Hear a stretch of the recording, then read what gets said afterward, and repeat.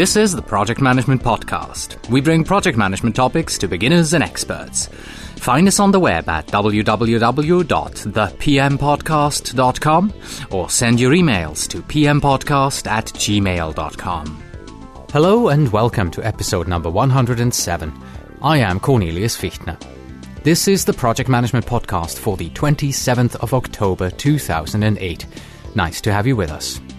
Are you by any chance a member or maybe even a board member of one of the PMI's specific interest groups, the SIGs? If so, then you will definitely be interested in what today's interview guest has to say. I had a chance to speak with Brantley Underhill at the PMI Global Congress 2008 in Denver, Colorado. Brantley is part of PMI's Virtual Communities project. In a nutshell, this Virtual Communities project aims at creating a unified and centralized infrastructure for all SIG activities. The bold step in creating this centralized approach is that the PMI will dissolve the independent SIGs and reintegrate them into the PMI itself. As you can imagine, there are many viewpoints on such a move, depending on which side of the fence you are on. Some think that it's a good idea and some don't. The voice that you hear today is that of the PMI. We also had a chance to speak with a board member from one of the SIGs that is affected by this move, and we'll get to hear him in part 2. And I guess there will be a part 3 and a part 4 as well, as we are going to be looking around for other voices on this topic as well. Today's episode is sponsored by the Boeing Company. The Boeing Company is currently seeking experienced integrated schedulers, from developing complex project plans to mapping a path to the completion of each task. You will integrate each step toward final assembly and delivery of Boeing aircraft, helicopters, and satellites. You will also lead the integration of intricate project plans and conduct compliance reviews. You should be familiar with Milestone Professional, Microsoft Project, and or CSPR3 for plan development.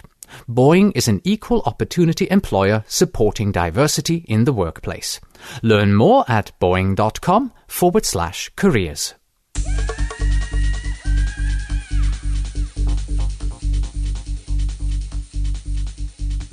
I have one helpful resource for you today, and that is if you want to have a bit more written information about the PMI's Virtual Communities project, then I recommend that you take a look at the FAQ that the Pharma SIG created. It looks at the Virtual Communities project from the angle of this particular SIG. Unfortunately, I couldn't find an updated FAQ from the PMI itself. There's only an older one from 2005 or 2006, and I didn't want to give you that particular one. Once I find an updated FAQ from the PMI itself, then I will, of course, add it to the helpful resources as well. So stop by at our website and click on the helpful resources link at the bottom of today's episode, which is episode number 107, part 1. And now, without any further ado, the discussion with Brantley Underhill about PMI's Virtual Communities project. The Project Management Podcast's feature interview.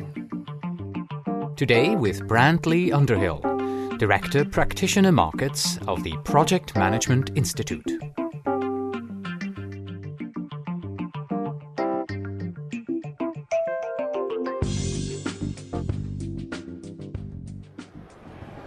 Fellow project managers, I am sitting here at the PMI Global Congress 2008 in Denver, Colorado. We are in the exhibition hall, and with me is Brantley Underhill. Hi, Brantley. Hi, Cornelius. You are the Director Practitioner Markets at PMI. That's correct. What exactly does that job entitle, and what is it that you do in regards to your involvement with the VCP? Well, Cornelius, my role at PMI, I am responsible for the practitioner market. Practitioners consists of members, volunteers, credential holders who may or may not be members, as well as the leaders of the organization in terms of component leadership, chapters, SIGs, and colleges. I've worked at PMI for over 10 years. In my current role, I have responsibility for component and community relations, Leadership Institute program, and practitioner market development, which is strategy setting around the membership area, retention, recruitment, value proposition. And my role within the Virtual Communities Project is managing sponsor. Mark Langley, the COO of the organization, is the executive sponsor of VCP. Okay, and we'll get into the VCP and the results that the VCP is supposed to deliver in a little while. But before we do that, let's start somewhere totally different. Okay. Why do you think members are coming to the PMI? I think members come to PMI for a variety of reasons. Our market research, we have a research department at PMI, and they actually tell us they come for certification discount, recognition, and I'll explain that in a second, knowledge, and networking.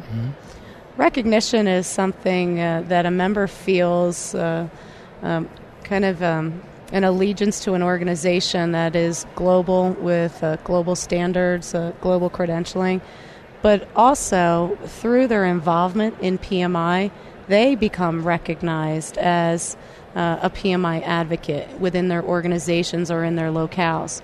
People come to them and say, hey, you have the PMP certification, what do you know about it? Or how can you help me find a trainer to prepare for the PMP? Or I see PMI's releasing several new standards and renewing standards this year. What can you tell me about it and how can I get access That's to exactly them? what happened to me. Really? Yes. Yeah. Mm-hmm. So recognition is being part of a global organization, but also individual recognition for kind of being the PMI guru within a particular area, whether it's your organization or your community. Mm-hmm. You also mentioned knowledge and networking. Yes. Knowledge and networking are actually the top two reasons why members renew in PMI. And we align networking towards local chapters. Local chapters around the globe, we have 250 of them, are pretty much the face of PMI. The PMI Global Operations Center is just that. It's an operations center. The PMI board sets the strategy for the organization, and the operations center carries it out.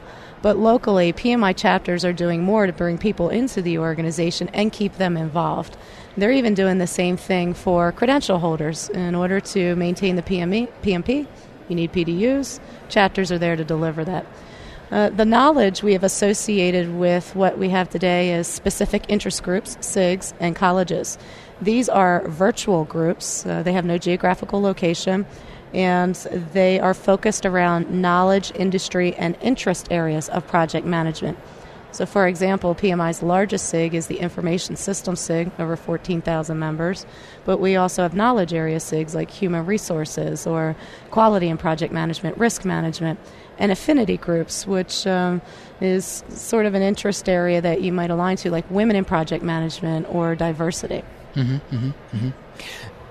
You mentioned that when it comes to knowledge and networking, you pretty much send people, if I translate this correctly, to the local chapters. Sure. However, the Virtual Communities Project also kind of falls underneath that header of knowledge and networking. How does that translate? How does it all come together? It's a good question.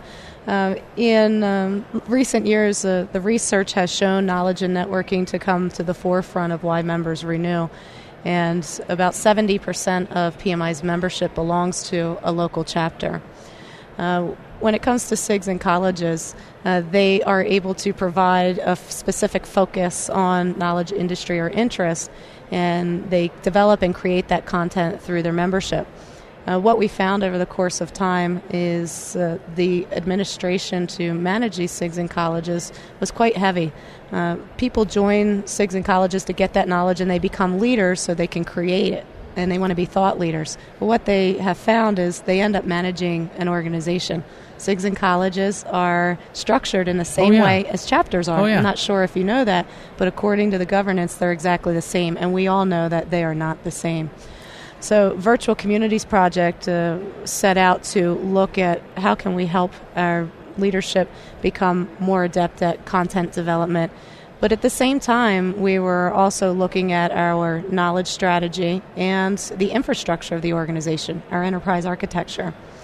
If I even back up to 2006, PMI had launched the Community Transformation Project, which was an initiative in the organization focused on our community development strategy. It aimed to normalize value across our communities. That means, as a member, if I join any chapter, any SIG, any college, I am guaranteed at least a minimal level of services, but I could get a whole bunch more out of all of them. It also aligned the components to the strategy of the organization, and that happens through the development of a business plan which aligns to PMI's strategic plan.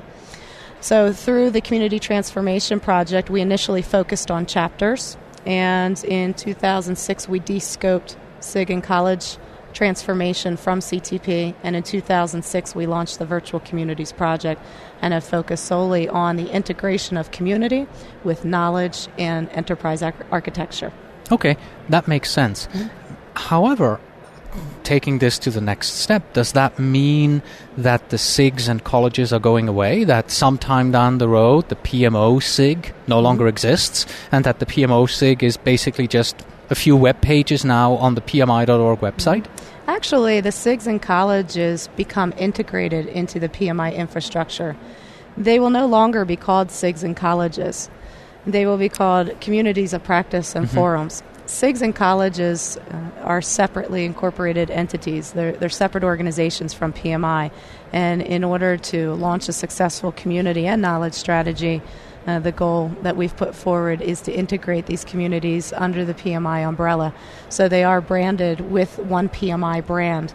So if we take the PMO SIG as an example, most likely they come in as a community of practice, and they are aligned to our organization strategy, which is around the organization market, the organization products.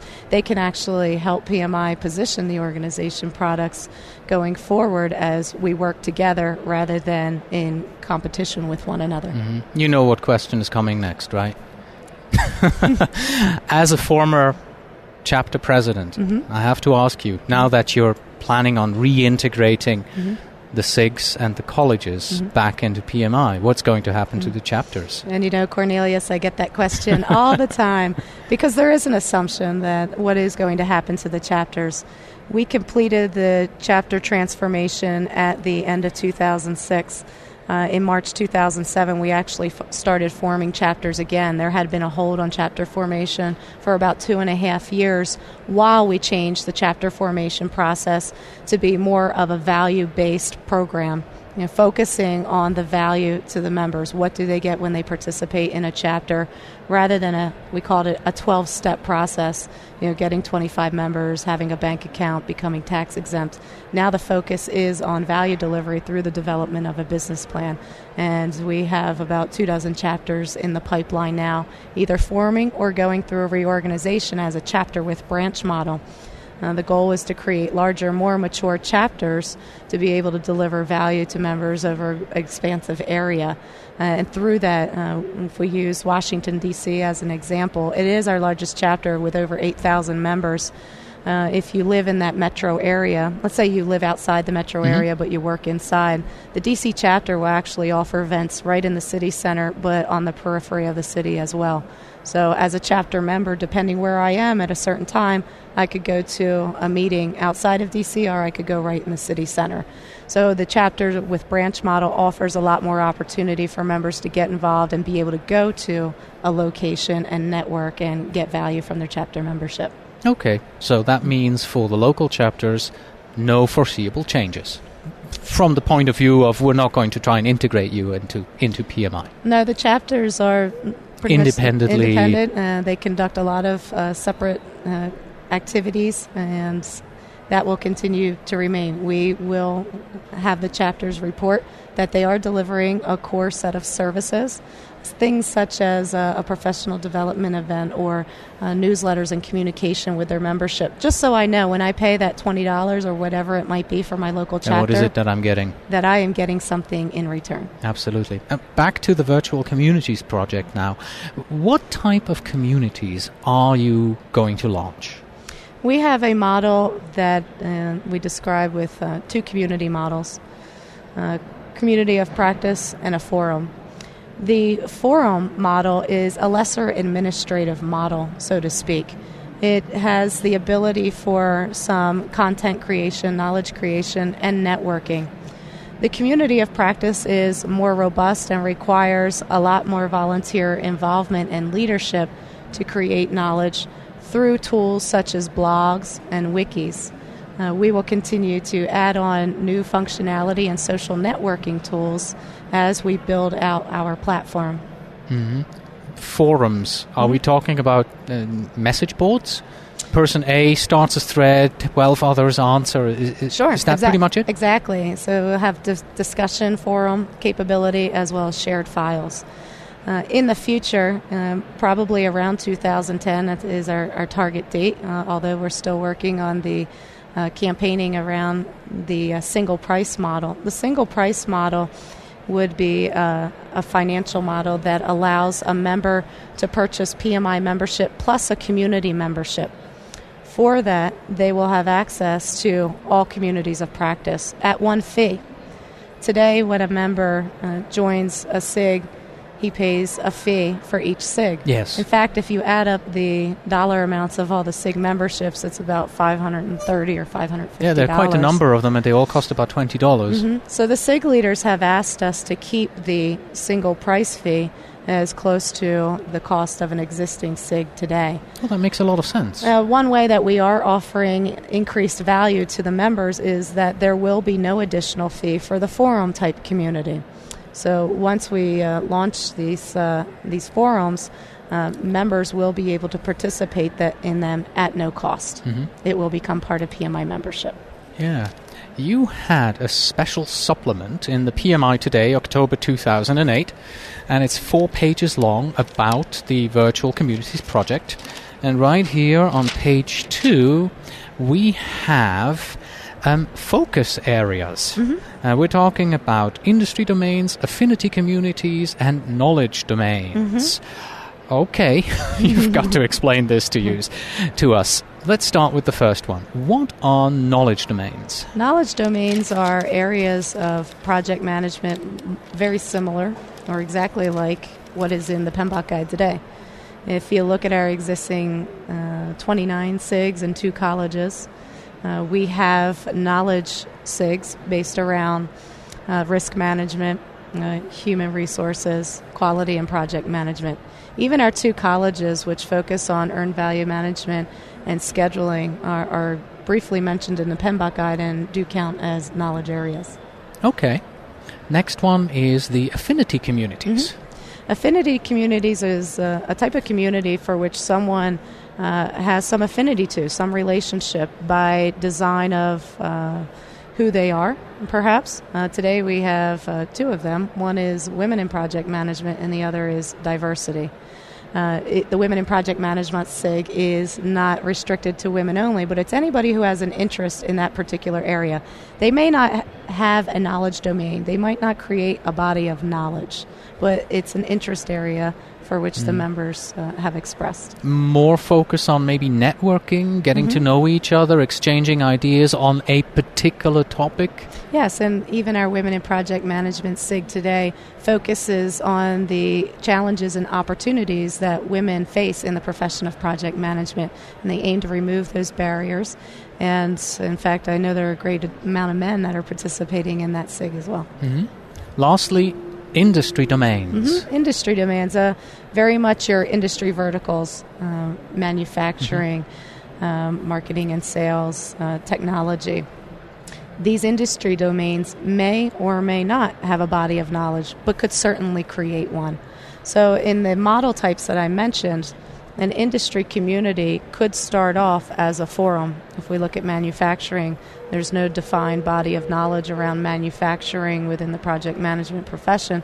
However, that group of members could create a body of knowledge, and once they want to coddle that body of knowledge, they could move into a community of practice type of model that we've mentioned. Okay, so we've got forums, community of practice, industry domains, affinity communities, knowledge domains. Sounds all a bit theoretical and strategic. Let's take a look at an example here and see what people would actually get out of this particular model. I understand there are two that have been released, and the first one is a forum. The International Development SIG has released a forum. Yes. So, what do I, as a PMI member, get out of that forum? We just launched the International Development Forum in September to all of the members of the ID SIG. And the members now are seeing version 1 of that platform, which is Microsoft SharePoint 2007. They're able to go into the forum and discuss project management issues within the ID community. They're also able to share files amongst the members in the community that is contributing to the content around international development. In the future, they'll actually be able to see who else is in the forum. They'll be able to personalize their profile, add pictures, and there'll be a social networking element to the forum type community. Oh, so kind of like Facebook idea going into that direction, or is that taking it too far? Our members are out there all over the place on social networking and professional networks, and have asked us to consider that within PMI.org. And it is certainly the wave of the future. Members want to connect in the world that's becoming smaller, and we will look at every type of tool out there and assess its feasibility to bring it into the forum and the community of practice. Okay, that was our first example. And then finally, let's also take a look at an example of a community of practice. I understand the Human Resources SIG has launched such a community of practice. I assume that's also in version 1.0? Yes, it is. Yes, also in SharePoint 2007? Yes. Okay, so what is the big difference between the forum that we've heard about and this community of practice, and what do I as a member get out of it? The Human Resources Community of Practice offers more features and functionality. Has the blogging capability. So, for example, the Human Resources leadership might identify subject matter experts within the Human Resources community and ask them to blog about their experiences in Human Resources project management. And it also has wiki capability to make it easy to create new content and have all members of the community participate and contribute to that content. A final product could then be moved over into the share filed areas. And eventually what will happen is that knowledge that's created in these communities will be bubbled up to PMI. It'll be quality checked and ultimately entered into the one knowledge repository that PMI is aiming for. Today, PMI has the virtual library, formerly called the Knowledge and Wisdom Center, and it's totally disconnected from PMI's communities today.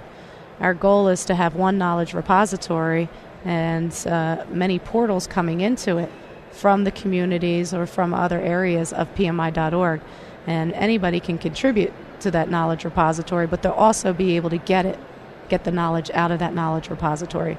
Today, for example, if you were to do a search, to use your PMO example, search for PMOs on PMI.org, a member or a person would be sent to all different locations. They might have to pay for some of that access. For example, they might have to pay $20 to get access to the PMO SIG. Would be directed to the virtual library, might be directed to an area of Global Congress where papers have been presented. So our goal is to make it easier to access the knowledge on PMI.org, to provide relevant knowledge.